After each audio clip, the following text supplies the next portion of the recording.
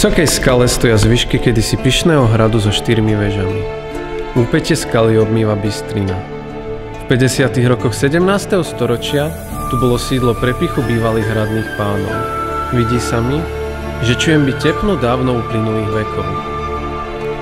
Zrkadielka kráľovna pýta sa len, ktorá je najkrajšia zo všetkých žien.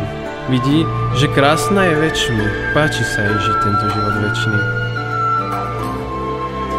A hľa vrásku na tvári svojej vidí, pozerať na ten obraz sa jej brídi. Vykríkne a nahnevane beží do pivnice ku svojej hradnej veži. Tam schováva svoj poklad krásy. Pristúpila bližšie, že troška dá si. Krv iba kvapka malá, kráľovná sa o svoju krásu bála. Hneď volá, sluha verný môj, potrebujem ďalší čarovný nápoj. Sluha vezme temný zoznam, ktorý len kráľovná a on poznal.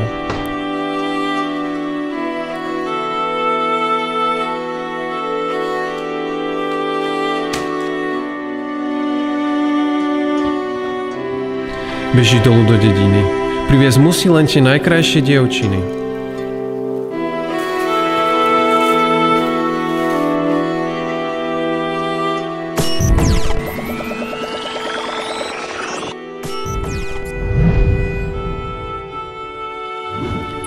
Tam jedna plete veniec, tu zasa zametajú. Pri vode perie čepiec a ostatné pozerajú. Vedia, že keď tento mladík príde, pár dievčat vždy odíde.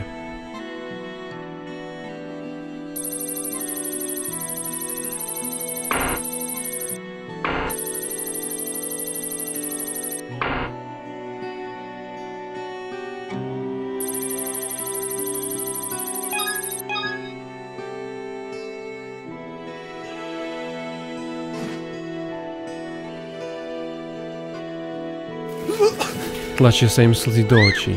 Čo keď ich už nikto nikdy nezočí? Jonáš podľa zoznamu vybral a hneď sa s nimi na cestu pobral. Aj keď nechce, musí rozkaz splniť, pretože kráľovná by ho dala zabiť. No aspoň im ticho povie malú radu o tom, čo ich čaká, keď vojdu do hradu. Dievčiny všetky trasú sa strachom. Sluha im rozpráva príbeh placho. O tom, ako kráľovná dievčata mučí, len to je vraj večnú krásu zaručí. Preľaknuté devy už vedia, čo ich čaká. Tu jedna chytí telefón i hneď doňho ťuká.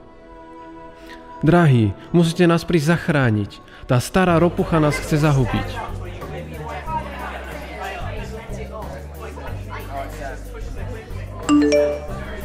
Hlasno v krčme skríkne milý. Stávajte vy starci hnilí.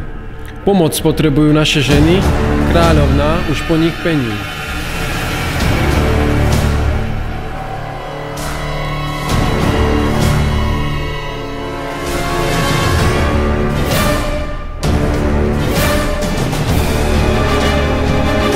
Zrazu Jonáš dievčatá varuje, že veža hradu pred nimi sa beleje.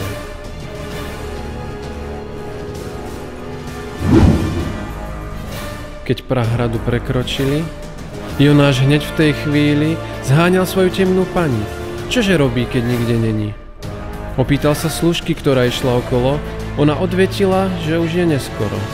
Kráľovna práve robotu mala a ona sa za ňou ponáhľala.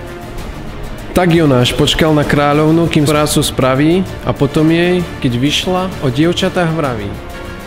I pristúpila ku ním bližšie, obzerá si od hlavy nižšie. I vyberá si prvú zľava, pristúp bližšie, povedala.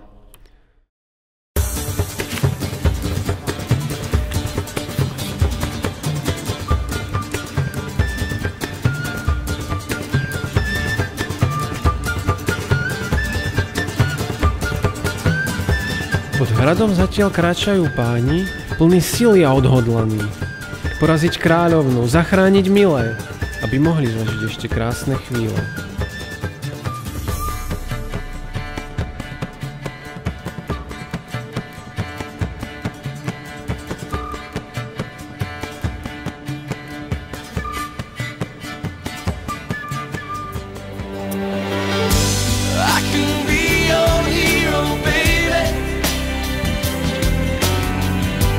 Zbrojnosti na ní!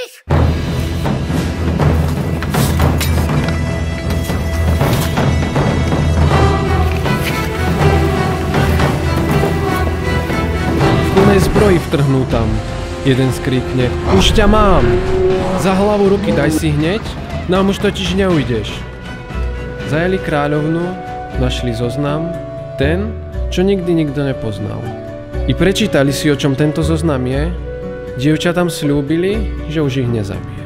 Síce sa ho aj oni báli, na konci našli odkaz malý. O tom, ako zabiť všetky ženy zo zoznamu mala, pretože ju byrokracia prekliala.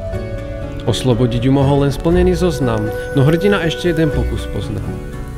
Čo keby sme zoznam zničili a navždy sa ho zbavili? Podpálili ho, nech zhorí na prach a s ním odíde aj dievčenský vrah. Podarilo sa im zničiť ten byrokrat skrutý, pocit víťazstva tak sladko chutí. Kráľovna zachránená spravila hostinu a už nezabila ani pannu jedinu. A odvtedy ani čiarku nezapísala, aby sa znovu neprekliala. A preto teraz triedna kniha otvárať sa nemá, aby nezmizla ďalšia mladá žena.